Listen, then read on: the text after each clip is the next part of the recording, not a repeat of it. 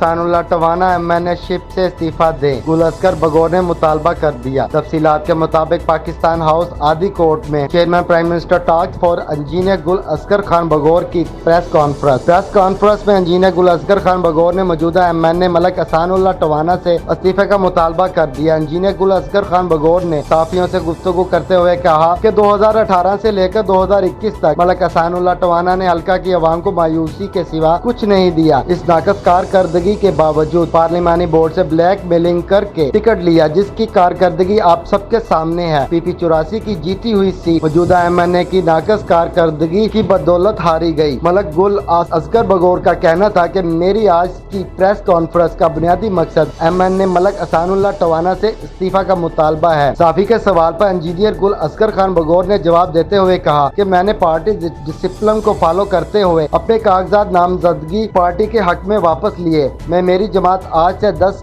سال قبل بھی PTI تھی، آج بھی PTI ہے۔ انجینئر ملک گل اصغر بگور نے مزید کہا کہ میں عمران خان کا سپاہی ہوں اور رہوں گا۔ مستقبل میں الیکشن لڑنے اور PTI جماعت کے ٹکٹ حصول کے سوال پر انجینئر گل اصغر خان بگور نے جواب دیا کہ اگر پارٹی نے مجھے عزت دی تو PTI کے پلیٹ فارم سے علاوہ ازیں بگور گروپ کی مشاورت سے اگلا الیکشن ضرور لڑوں گا اور اپنے حلقے کی تعمیر و ترقی کے لیے ہر ممکن کوشش کروں گا۔ رپورٹ محمد رمضان راز، نیوز خوشاب۔